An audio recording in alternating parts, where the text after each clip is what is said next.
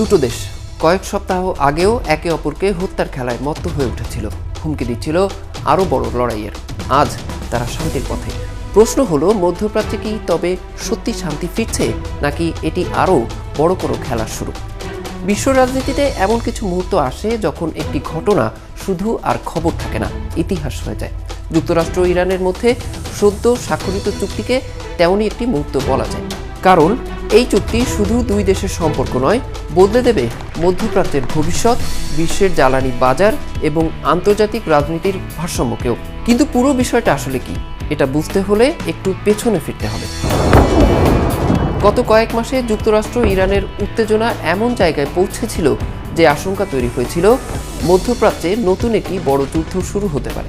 পরিস্থিতি আরও জটিল হয়ে ওঠে যখন বিশ্বের সবচেয়ে গুরুত্বপূর্ণ নৌপথগুলোর একটি হরমুজ প্রণালী কার্যত অচল হয়ে পড়ে।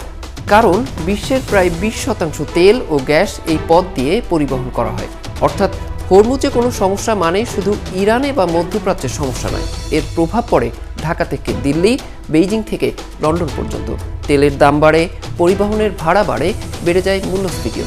চাপের মুখে পড়ে পুরো বিশ্বের অর্থনীতি। এই সংকটের মধ্যেই শুরু হয় কূটনৈতিক তৎপরতা। পাকিস্তান, কাতার, মিশর, তুরস্ক এবং ওমান মধ্যস্থতার চেষ্টা শুরু করে। তবে সবচেয়ে বেশি সক্রিয় ছিল পাকিস্তান। বহু দফা বৈঠক, ফোনালাপ এবং কূটনৈতিক আলোচনার পর অবশেষে ওয়াশিংটন ও তেহরানকে সমঝোতার একটি পয়েন্টে আনতে সক্ষম হন তারা। আর সেখান থেকেই আসে এই বহুল আলোচিত চুক্তি। শুনতে বেশ ইতিবাচকই লাগছে, কিন্তু এখানেই লুকিয়ে আছে সবচেয়ে বড় প্রশ্ন।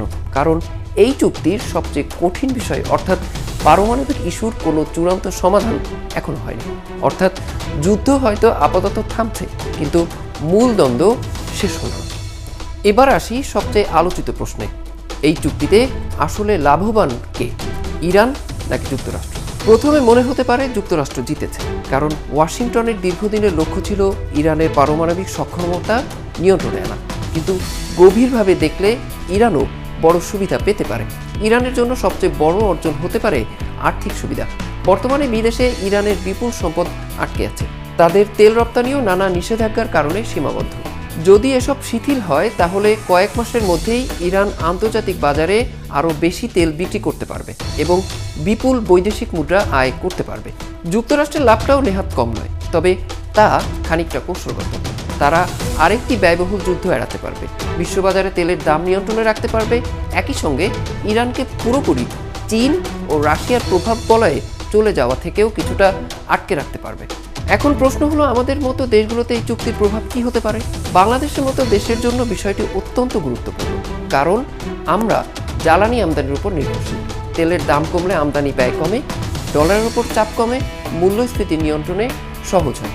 অর্থাৎ মধ্যপ্রাচ্যের একটি চুক্তির প্রভাব আপনার আমার দৈনন্দিন জীবনেও এসে পৌঁছাতে পারে।